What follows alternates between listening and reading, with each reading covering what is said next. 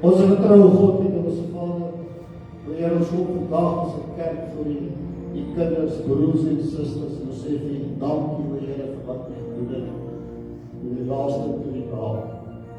Dat U die kans gesien het om die kruis te sterwe, Heer, dat U afgedaal het na die dood toe, die hel vir ons gaan oorwin en opgestaan het, en vir ons die pad opgemaak het hemel toe. Heer, ons skryf vir ons uit ons harte en dit dankbaar en sê dankie, dankie en dankie. Ons stel natuurlijk vandag saam met ons in die diens sal wees, die woord wat sal kom, dat ons gedagtes sal opgaan, ons harte sal opgaan, dat ons dit sal verstaan, Heer, en dat ons ook navolgend sal lewe. Ons weet die woord was is en ons sal vir altyd die waarheid bly. Heer, gee vir ons die wysheid en die insig om daarvolgens te kan lewe. Maak die woord vir ons oop, Heer, en sodat ons elke dag waarvan soos ons lees, Heer, dat U die Heilige Gees vir ons dit sal openbaar en dat ons die woord sal verstaan. Ons bid vir seëning oor elkeen vandag in die kerk is, die vandag in die kerk is die Heer wat weg is op mekaar soos bitter, Heer, sal ons kerk saam met ons sal wees en ons almal volgende die naweek by mekaar sal bring. Die wat op die pad is, sê dan, Heer, wees saam met hulle, hou hulle veilig en dan hulle die bestemming kom. Die wat verjaar, ons bid, Heer, dat die 7 jaar sal gee, Heer, dat die gezondheid van ons sal hou en dat ons sal terugkom volgende jaar en sê wat die goeie jaar die van hulle gegee. Ons bid ook vir die siekes, Heer, ons bereidheid daar, ons vra dat jy hulle aanhang, dat hulle sal gezond word, Heer, dat U ken altyd sy pyn en U weet wat fout is met elkeen. Vir die voorsangers sê hulle stemme, sê die voorsang, alles wat in die hart en liefde vir U. Ons bid die alles wat ons het gebied, maar U praat in die groot en heilige genade. In Jesus naam, amen.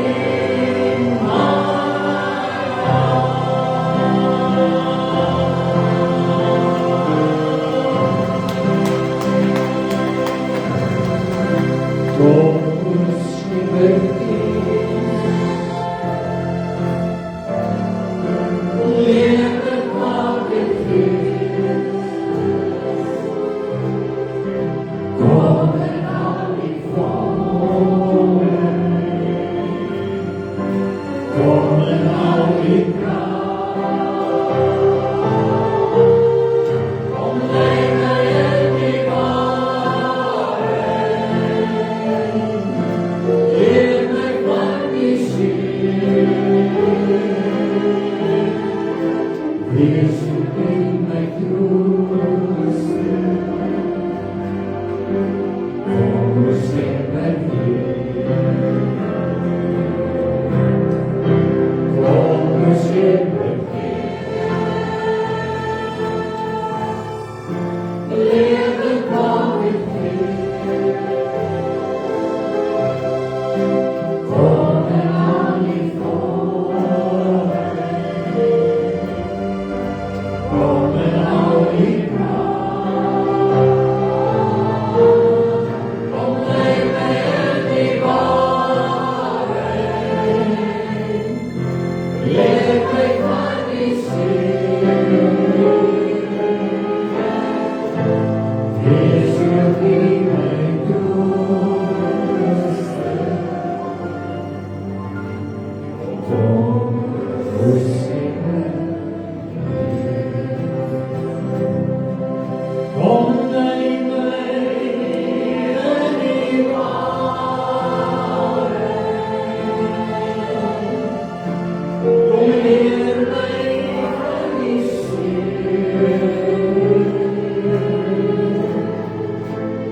wees in my troost,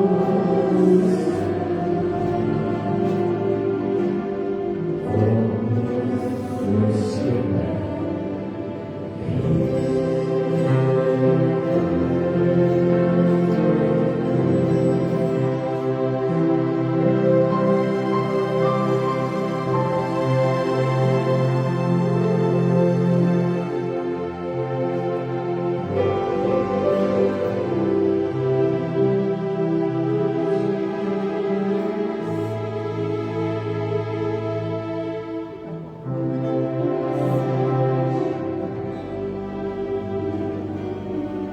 Vader, vanmorgen kan ek bid. En kan ek vra, lei ons deur die Gees. Here, maak die waarheid van die woord en lewens in ons harte en ons oordenking daarvan vanmorgen. Here, wanneer ek sê lewe, dan bedoel ek dat ek werklik sal lewe in ons. Vader, ons staan vanmorgen voor U in diepe dankbaarheid. Want vir ons is 'n lewe gegee. Vir ons 'n liggaam gebreek en bloed gestort, sodat ons versoening kan kry, sodat ons vergifnis kan kry, sodat ons ewige lewe kan kry. Dankie daarvoor vanmorgen weer. En kom deur die Gees en maak hierdie woord waar en lewe in ons gedagte. In ons hart, vra ek in Christus naam. Amen. Loof die Here in die sitplek neer.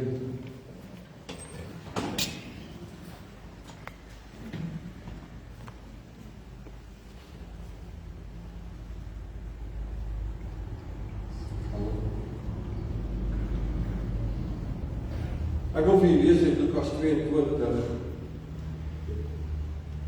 Uit Lukas 22. En ek lees vir julle daar vanaf die 14de vers. Hierdie hele gedeelte gaan oor die laaste Paasfees, die heilige nagmaal. Daai opskrif bring iets van die verlede en iets van die hede bymekaar. En vers 14 sê, toe die uur kom, het hy aan tafel gegaan en die 12 apostels saam met hom. En hy sê vir hulle, ek het baie sterk daarna verlang om weer die Pasga met julle te eet, voordat ek ly.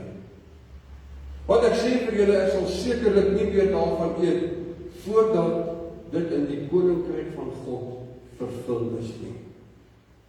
En toe hy die beker geneem het, dank hy en sê, neem dit en deel dit onder julle. Want ek sê vir julle, ek sal sekerlik nie drink van die vrug van die wynstok voordat die koninkryk van God nie gekom het nie. Daarop neem hy die brood en nadat hy gedank het, breek hy dit en gee dit aan hulle en sê, dit is my liggaam wat vir julle gegee word, doen dit tot my gedagtenis. Net so neem hy ook die beker na die maaltyd. En hy sê, hierdie beker is die Nuwe Testament in my bloed, wat vir julle uitgestort word. Tot sover. Mag die Here ons bedenk op sy woord seën. Die Jode, of die mense wat dan nou deel is van die Judaïstiese geloof, vier elke jaar die Pasga. Nee, die Pasga is 'n fees wat so oor 7 tot 8 dae lank is. Noodsaaklik 7 dae. Dit val min of meer op dieselfde tyd as ons Paasfees. Die enigste verskil is wanneer dit, soms is dit 'n paar dae voor dit en soms 'n bietjie na dit, wat ook al. Want hulle werk volgens die Joodse maankalender en ons werk volgens die kalender wat ons nou ken. En dit maak dat daar 'n bietjie verskil is. Maar die fokus van die Pasga is om Israel se bevryding uit Egipte te herdenk. Asook die redding wat die Here ons God aan hulle gegee het, die verlossing wat hy aan hulle gegee het. Dit is ook om God se redding en trou te herdenk. Dit te eer, dit in herinnering te bring, dit te onthou. En aan die begin van die Pasga kry jy die donderdag aand.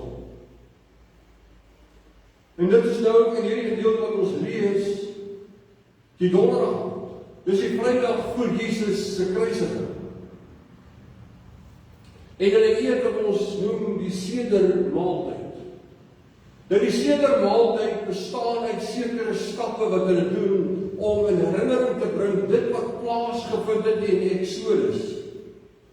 Dit was vir my baie interessant, ek het die voorreg gehad om so Pasga of so sedermaaltyd saam met die Joodse gesin te kon geniet.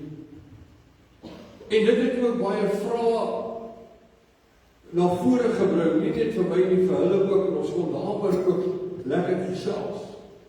Hulle het byvoorbeeld 'n boekie wat hulle noem die Family Agada. En hieraan staan alles wat hulle moet doen tydens die Pasga. Onder andere moet jy jou hande was voor die tyd. Onder andere is daar 'n bordjie wat hulle vir jou gee, jy gaan nie van my eet nie, en 'n kelkie met wyn en jy vat jou vinger en jy druk op in die wyn, en elke keer wanneer hulle dan lees hulle die 10 pla, die gedeelte oor die 10 pla.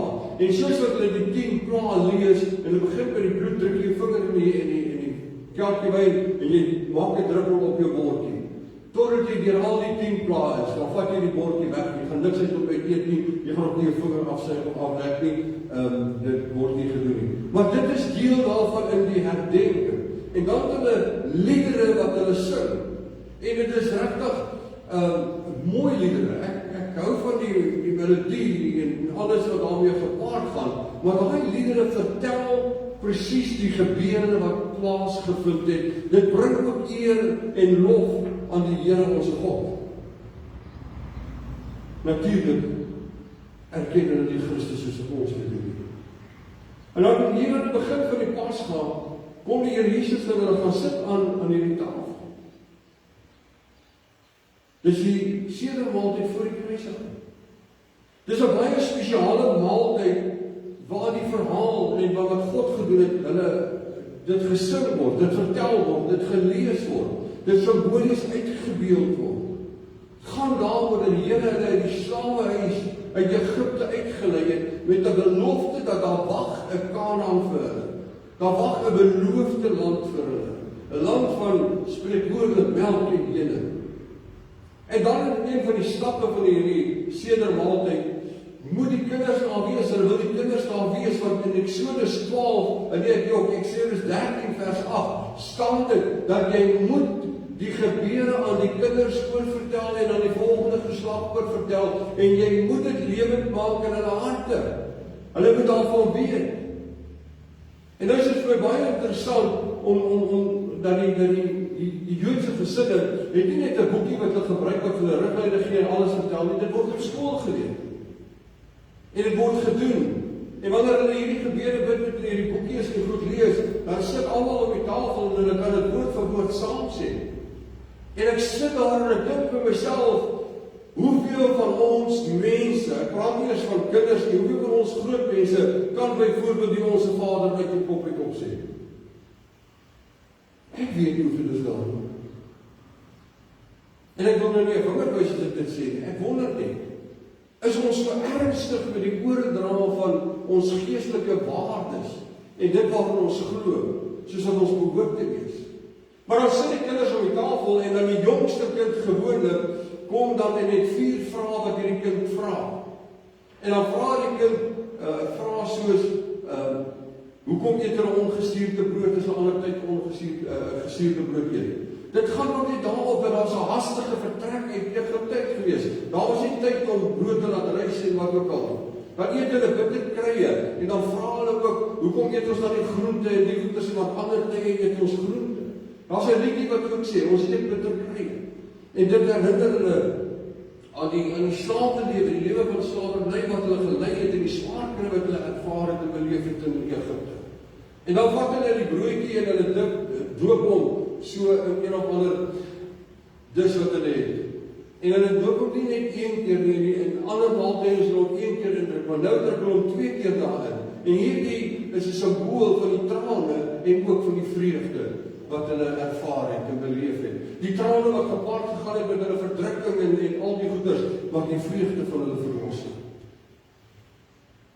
Hulle doen dit in die uitlewing van Eksodus 13 vers 8. Jy moet jou seun vertel. Dit was 'n opdrag wat die Here ons God aan Moses gegee het. Jy moet hom vertel. En dan kom Eksodus 13 vers 10 en hy sê jy moet dit jaar na jaar doen. Jy moet dit nie net 1 keer doen en as dit verby is, jy moet dit jaar na jaar doen. As jy dit vir jou kind vertel het op sy eerste verjaarsdag, vertel jy vir hom sy tweede verjaarsdag. En as hy nog so gelukkig is om by jou te kom eet op sy 32ste verjaarsdag, dan doen jy dit nog steeds. Jy vertel dit nog steeds aan jou seun. Dit is ook baie belangrik vir my gewees of kosbaar vir my om te besef dat Jesus was die leier gewees van 'n groep. Hy het die brood gevat. En vandag nog in die Joodse gesin presies dieselfde. Die leier van die brood en hy dank en hy breek dit. Maar kom ons by die Here Jesus hier kyk as die fees van die Pasga en hy neem die brood en hy breek dit. En hy dank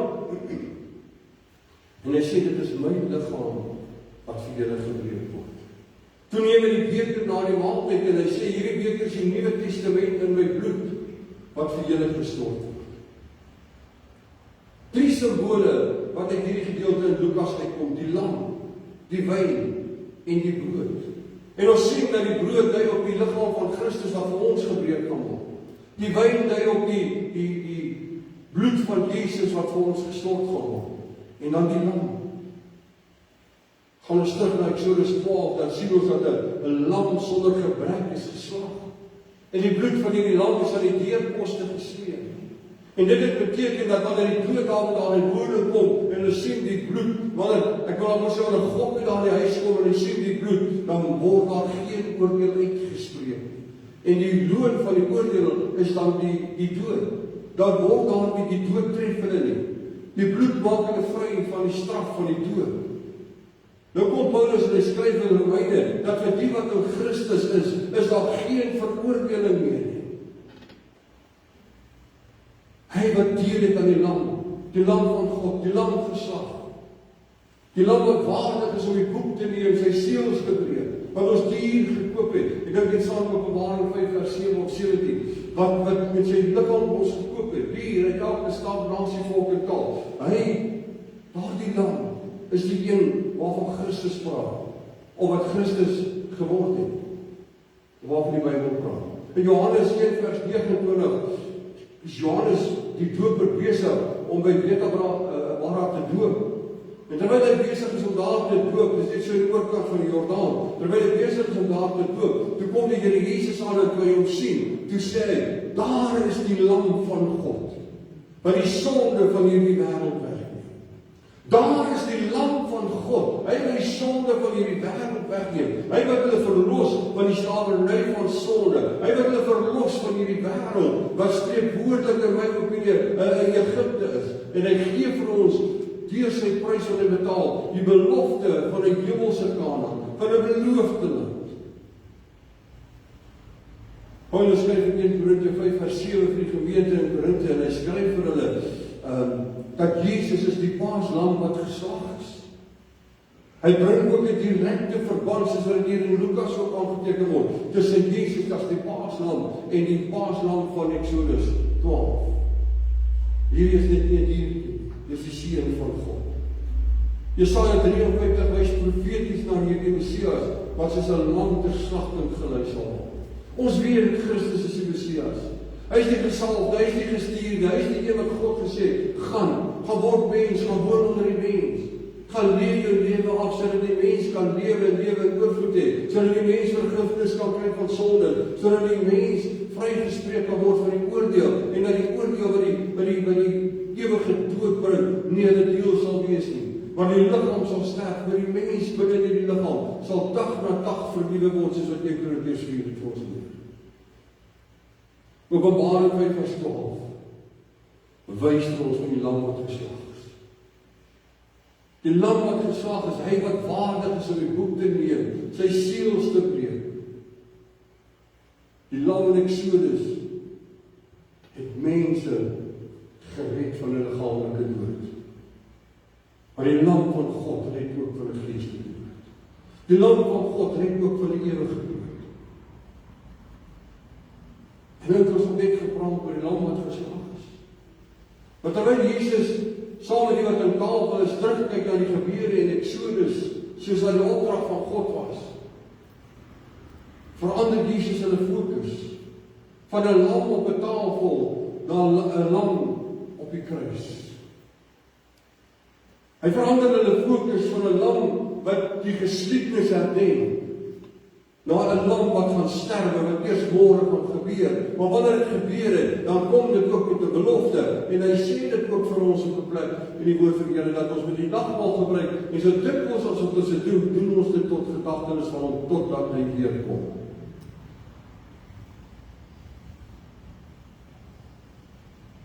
Hy kom, die Here Jesus. Hy verander hulle fokus. Nagmaal is 'n herinnering aan die offer wat Christus gebring het. Nagmaal is 'n verkondiging van sy dood. En dit is gekoppel aan 'n verwagting van sy wederkoms. Maar dit herinner ons ook aan 'n belofte. En ons het nou Goeie Vrydag het ons nou die nagmaal gevier. En dit herinner ons ook aan 'n belofte, dat daar gaan 3 dae verby gaan in die graf. Dan gaan die steen weggerol word. En as daai steen weggerol word, dan gaan daar 'n engel kom en hy gaan vir Maria en Maria Magdalena gaan hy sê, luister, hy is nie hier nie. Die graf is leeg. Hy is weg. En Vrydag se gebeure in die herdenking en die deelname wat ons gehad het op die nagmaaltafel was ook vir ons die heenwysing na vandag. En dis hoekom ons op 'n Sondag ook kerk hou. Baie mense het al dit gevra. Die antwoord is eenvoudig. Ons vier die opstanding van Jesus Christus uit die dood uit. Ek verskyn nie met 'n ouer watter dag is die eerste dag van die maand of die week wat is die laaste dag nie. Nee, maar ek vier op 'n Sondag wil ek die opstanding van Jesus uit die dood uit, wil ek dit vier. Want as hy nie uit die dood uit opgestaan het nie, is my geloof en u geloof kragteloos. Is dit nutteloos? Is daar geen waarde daarin nie? Die woord van die Here sê dit op baie duidelik. Maar wie wat ons hoop in ons in Christus is nie te vergeefs nie. Ons geloof is nie te vergeefs of kragteloos nie. Nee, want Jesus leef. Die graf is leeg. Hy het opgevaar na die hemel. Hy sit aan die regterkant van die Vader, van waar hy gaan kom om te oordeel die lewe en die dode, maar hy gaan ook kom en ons gaan tegemoet in die wolke sien in teksvers, ek dink aan Tessalonisense, en ons gaan dan saam kom wees. Die Pasga het vrymaking en verlossing vir die Jode beteken. Jesus het beteken sy kruisdood. Die feit dat hy die laaste lam was, beteken nie net vir ons vrymaking en verlossing nie. Dit beteken vrymaking en verlossing vir die ganse mensdom, nie net vir die Jode nie. Die Jode was op pad na die beloofde land. Elkeen wat in Christus is op pad na die hemelse Kanaan. Nie 'n aardse Kanaan. Nie 'n plek waar daar wese is, en wat jou vrees in boesem nie, nee. Plek waar daar engele is. Plek waar die seën van God is. Die Jood kyk terug na die verlossing uit Egipte, ons kyk terug na die kruisgebeure. Maar ons staan nie stil oor die kruisgebeure nie, want ons weet, daar is 'n belofte daaraan gekoppel, dat Jesus kom weer. En afgesien daarvan, weet ons is ook gekoppel aan 'n belofte, van 'n versoening by die Vader, van 'n ewige lewe. Die Jood wag op die eerste koms van Christus, van die Messias. Ons kyk uit na die wederkoms van Christus. Ons kyk en ons weet, die bloed is deur die deurposte van 'n gebou gesnee. Nee, die bloed is in die kruis gestort vir elkeen van ons. Sonder opstanding, my broeder en my suster, glo ons verniet, bid ons verniet. Kan ons die Bybel vat en ons kan met hom maak net wat ons wil, so net te lees. Want dan is alles te vergeefs, alles waardeloos en nutteloos en kragteloos. Juist omdat die kern is, wat ek gesê vir die evangelie is, dat Jesus die dood oorwin het. Dat hy opgestaan het in die dood en dat hy leef. En dis wat ons vandag vier, die opstanding van Christus. Die feit dat die graf leeg is, die feit dat hy lewe. En dan kom ons en ons kyk wat sê Matteus 28 vers 6 vir ons. Presies dit wat hy gesê. Die engel sê vir die twee Maria's, Jesus is nie in die graf nie. Dis nie 'n soldaat wat vir hulle dit sê. Dis nie een van die apostels wat dit vir hulle sê. Dis nie een van hulle wat Jesus gevolg het, een van sy disippels nie. Nee. Dis 'n engel van God wat kom en sê, die graf is leeg. Handelinge 2 vers 24 sê God het Jesus uit die dood uit opgewek en die smarte van die dood verbreek. Is dit nie 'n wonderlike waarheid wat ons leer nie? God het Jesus uit die dood uit opgewek, die smarte van die dood verbreek. Ons sing dit baie keer en ons lees dit in die woord van die Here en ek weet nie vra wat Suid-Afrikaans sê, ek gaan vir julle kan sê, maar in Engels sê it, the same spirit dwells in you that raised Jesus from the dead, it will quicken your mortal body. As dieselfde gees in jou inwoning is wat Jesus uit die dood het opgewek, dan sal dit jou liggaam verkoop, dit sal jou gees verkoop. Jesus self, dit in Johannes 11 vers 25 gesê, ek is die opstanding en die lewe. Weet jy wat so wonderlik? Ek het al met 'n paar moslems gesprek gevoer in my lewe. Ek het met my eerste studies gedoen het ek gefokus op wat is die ware woord van God, die Bybel of die Koran, gebaseer op interne bewyse. En dan praat ek met hulle en sê ek, luister, want hulle praat in die Koran van Isa, dis Jesus. Dan sê ek, Isa, wie is hy? Nee, hy is 'n profeet. Ek sê wonderlik. En hy het baie gedink, nee, Isa kan nie lief nie. Waar lees jy dit? Nee, ek lees dit in Surah soveel en Ayat soveel, dis in die Koran ingedeel is. Hy is 'n profeet wat nie kan lief nie. Hy sê ek is wonderlik. Wat maak jy van hierdie skrifgie? Jesus sê ek is die opstanding en die lewe. Dit staan nie net in die Bybel nie, dit staan in die geskiedenisboeke ook. Gaan kyk wat die goeders.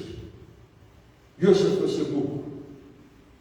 Jesus sê ek is die opstanding en die lewe. Ek kan nie lief nie. Handelinge 2 vers 24 sê God het hom lewe gegee. En dan kom Handelinge 1 vers 11 en ek wil nie al te veel verse daaroor sê. Hy sê hierdie Jesus, net soos jy hom sien gaan het, so gaan jy hom sien dat hy weer gaan kom. Hy kan weer kom want hy lewe. Daai belofte is lewe in my hart want hy lewe. Ons sal bid nie 'n dooie God nie, ons sal bid nie 'n God wat nie met ons medelee het nie, ons sal bid nie 'n God wat ons nie verstaan nie, wat nie ons behoeftes ken nie. Inteendeel, hy ken ons behoeftes, hy ken alles wat ons nodig het. Daarom het hy sy seun gegee. Hier terwyl ek al saam daar in die Joodse gesin sit en ek kyk hierdie sedermaaltyd, dit is eintlik 'n hele lang ritueel. En wat hulle baie simbole aan het. Dan lees ek in hierdie gedeelte van hy die eerste beker geneem. Staan in die Bybel die eerste beker, maar die beker geneem. Wie wat het dank daarvoor? En daarna die brood geneem en het gedank en het dit gebreek. En daarna het ek die tweede beker geneem en gesê dit is die Nuwe Testament ook. Ek dink in totaal is daar met hierdie ete 4 bekers, maar ek wil nie daar gaan nie. Maar Jesus leer my ook iets van dankbaarheid by hierdie tafel waar hy die Pasga vier, by hierdie sedermaaltyd. Dankbaarheid vir die beker wat vir ons is. Symboliek is van sy bloed wat gestort is. Dankbaarheid vir sy liggaam wat gebreek is. En vir die broer en suster, sy liggaam nie verniel was nie. As hy nie in 'n kruis moes gehang het nie, as hy nie sy bloed moes gestort het nie, was daar nie 'n opstanding uit die dood uit nie. Dan moes jy se dood wees, sodat die dood oorwin kan word. Dan moes jy se dood wees, sodat die prys ten volle betaal kan wees. Hierdie mense kom en hulle hierdie simbole van die wyn wat hulle op die bordjie druk en wat ook al, om hulle kinders te vertel. En hierdie vraag raak lewend in my hart, terwyl ek daar sit. Hoeveel het ons nie meer as wat hulle het nie? Hulle het 'n geskiedenis waar God hulle verlos het uit Egipte land. Maar wie wat ons het 'n geskiedenis, waar die Seun van God vir ons gesterf het aan 'n kruis, sodat ons ewige lewe kan hê, en ek hou van daardie gedeelte Johannes byvoeg, en lewe in oorvloed kan hê. Want wie wat ons ewig dag die armste man op aarde, daar gaan 'n dag aanbreek, wat jy saam met die Here gaan inwoning maak, dan gaan jy kan sê, ek het oorvloed, my beker loop oor. Soos wat Dawid in Psalm 43 sê. Fees. Hulle sit daar. En Jesus wys vir hulle dat hy in hom word die Pasga vervul. Ons het die opstanding van Jesus uit die dood om te vier. Ons het die belofte van Jesus dat hy weer kom om te vier. Ons het nie net die gebeure in Egipte land, in die Rooi See, en ons het veel meer as dit om te vier. Dan kom ek terug by die beker van dankbaarheid en die dank vir die brood. Dan vra ek die vraag, leef ons werklik in dankbaarheid vir die prys wat vir ons betaal is? Vir die liggaam wat vir ons gebreek is, die bloed wat vir ons gestort is. So dit die belofte van die hemelse kamer. Ek was die eerste keer in my lewe toe ek in Kriel AGS instap. Dis daar 'n vriend van my, hy is ook al oorlede, nou Arja Mossel, en sy vrou en 1 of 2 ander wat sou. Daar bo in die hemelse kamer, ontmoet ons mekaar verseker. Ek kan nie meer precies onthou as ek woorde gaan, maar dit het nog my vastgesteek, daar bo in die hemelse kamer. Daar wag vir ons die hemelse kamer. Ons burgerskap, sê die Bybel, is nie van hierdie wêreld nie. Ons is pelgrims, ons is reisigers. Ons van jou geboorte tot die dag van die sterwe, is jy besig om te reis deur hierdie lewe, om verskeie redes en wat ook al, maar die een van die groot dinge is. Jy moet in gedagte hou, dit moet lewe in jou hart en jou denke wees, dat wanneer die reis op aarde voltooi is, en dat dit tot 'n einde kom, kan jy as kind van God 'n lewende God sien in die hemelse kamer. Ons het die belofte daarvan, ons het die belofte van Jesus se wederkoms. Wat doen ons om dit ons gesagte en ons kinders oor te dra? Dis 'n vraag wat my stoor, vandat ek daar aangesit het. Nee, ek het hierdie boekie gevat, wat hulle lees. Nou hierdie boekie werk, dis die agterbladsy, maar jy lees van agteraf vorentoe. En as jy nou so deur hom begin lees, en jy kom daar by die 11de bladsy. Ek wil nou nie vir baie lees, ek wil nie vir die ene vir sy lees. En jy kom daar by die 11de bladsy. Hy sê, therefore we gather our generations around the cedar table and transmit the message of Jewish history to our children. Daarom maak ons kinders by mekaar om 'n tafel te sit, waar ons 'n maaltyd gaan voer, gaan geniet, en waar ons bitterkrye gaan eet, en waar ons ongesuurde brood gaan eet, om hulle te vertel wat God vir ons gedoen het. Dan vra ek myself die vraag af my broeder en my suster, hoe staan u en ek en die mensdom, die Christendom vandag skuldig teenoor die Here, dat ons doen nie moeite om ons kinders om 'n tafel te versamel en vir hulle te vertel, wat het Jesus vir ons gedoen het. Ek lees op X, ek weet nie hoe lees ek sit op goed, maar ek lees op X. Dan praat hulle en hulle vra, dan vra die een, maar hoekom vier julle dan kerk hou julle kerk op 'n goeie Vrydag en op 'n Sondag? Die opstanding. Jy sal nie verstaan nie wat hy leef in jou hart nie. Maar dan sê ek my broer en my suster, as hy in jou hart leef, dan moet ons maak soos die Jode vir ons 'n voorbeeld stel. Kry jou kinders, kry jou gesin by mekaar en vertel vir hulle wat Jesus vir jou gedoen het. Hy het vir jou veel meer gedoen as wat hy vir die Egiptenare vir die Jode gedoen het in Egipte. Hy het sy lewe afgelê sodat jy kan lewe. Dan kom jy dan op sy 10. Hy sê, so the Exodus represent a twofold liberation. From physical enslavement and from spiritual degradation. Wat gebeur in hierdie wêreld waarin jy en ek leef? Ons kry fisies swaar. Daar is al meer siektes, maar ek wil nie daar gaan nie. Die feit is, ons word geestelik afgebreek. Gaan kyk na die wette wat in ons land en in ons skole is. Gaan kyk na die wette wat in ons land se wette vervat is. Goed wat nie in 'n Christenland hoort nie. Dis daar. Ek het nou nog vir iemand gesê dat daar's 'n wet wat hulle wil inbring. Dat as ek volgens daai wet sekere goeie sê, wat vir my leider teen die Bybel is, kan ek vervolg word. kan ek aangekla word, want ek mag dit nie sê nie. My broer en my suster, die feit van die saak is, daar's een weg. Daar's een manier wat die Vader doen, dis deur Christus Jesus. Hy is die opstanding, hy is die lewe, hy is die waarheid. En dit mag ons nie uit ons harte uitweer nie. Dit mag nie uit ons gedagte wees nie. Dit mag nie uit ons godsdienstbeoefening uitgaan nie. Dit moet iets wees wat ons van geslag tot geslag aan ons kinders oordra. Ag, maar ek het nie nou lus daarvan die sou wat kom sit hier en luister.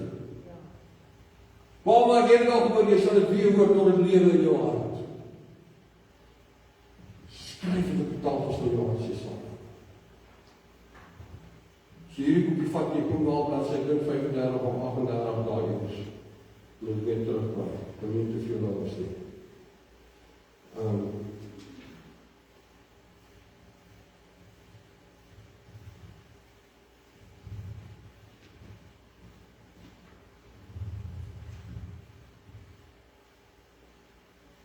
Hy sê, blessed is the omnipresent. Blessed is he. Blessed is the one who gives us the Torah to his people. Israel. Blessed is he. Concerning his false sons. A wise one, a wicked one, a simple one, and one who is unable to answer. Ek het gedink oor hierdie 4 seuns wat hy van praat. Dan vra ek myself die vraag of hoeveel van ons as kinders van God, want almal wat Jesus aangeneem het, moet hy mag 'n kind van God genoem word. Hoeveel van ons is werklik wyse kinders? Want ek wil môre vir jou sê, my broer, my suster, 'n wyse kind sal bly wees oor die opstanding van Jesus. 'n Wyse kind sal bly wees oor die waarheid wat ons het deur die opstanding en die kruisiging van Christus. En hy sal dit meedeel aan ander, want almal wat hierdie woord aanneem, gaan nie net die magtige kind van God genoem te word nie, maar gaan ook lewe kry, en ook die ewige lewe kry. En dan wil ek eers weer die ander vraag. Jou gesin. Ek het hartseer geraak. Jy weet, vir 'n ou wat stilgebore is, kan ek baie praat. Maar ek is stil gewees. En ek het geluister wat ander om die tafel sit, wat in my hart was daar 'n bekommernis. Hoeveel waarde heg ons as Christene aan die boodskap van die nagmaalstafel, die belofte van 'n wederkoms. Hoeveel waarde heg ons aan die prys wat vir ons betaal is, en dit wat vir ons wag. Ons gaan deur die lewe en ons gaan gemaklik deur die lewe, en ons argumenteer en redeneer oor 'n klomp goedes. Maar wie gaan jou vertel? Wie gaan jou vertel? Wie gaan jou kinders vertel? Van 'n Jesus wat leef.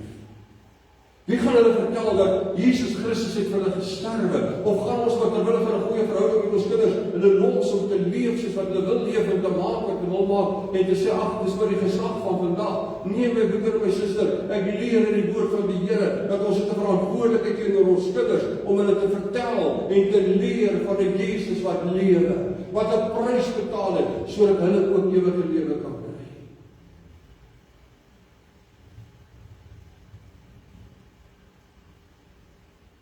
Nou kerk is so boring, dis nie lekker nie. Nou sê ek nie, dis wat enige jong mense of enige ander mense sê nie, dis wat ek gesê het. Of hier ook my broer en my suster, was nie lekker vir Jesus om die kruis te sterf nie.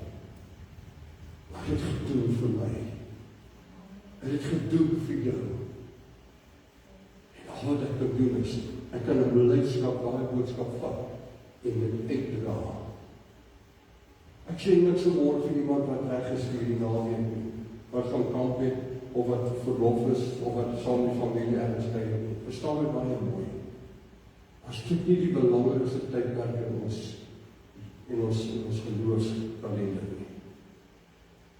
Vrydag. Vier ons die herdenk ons die kruisiging.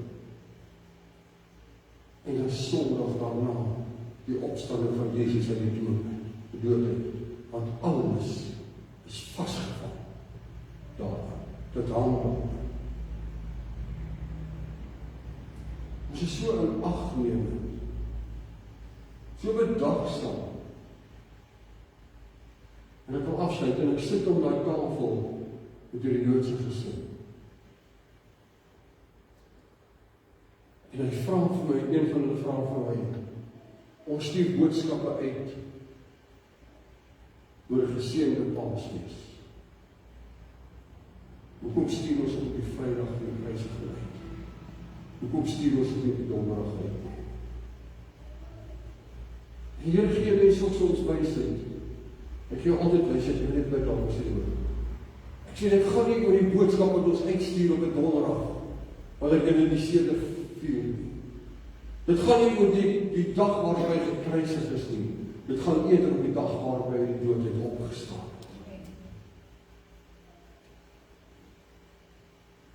Hy leef. Hy het opgestaan. Hy leef in my hart. My broer en my suster, daar's 'n spreekwoord wat ons in Afrikaans het, ek weet nie of in ander lande is nie, ek sal 'n bietjie van oplees dan wat interesseer my. Maar ons sê, wat die hart van vol is, loop die mond vol oor.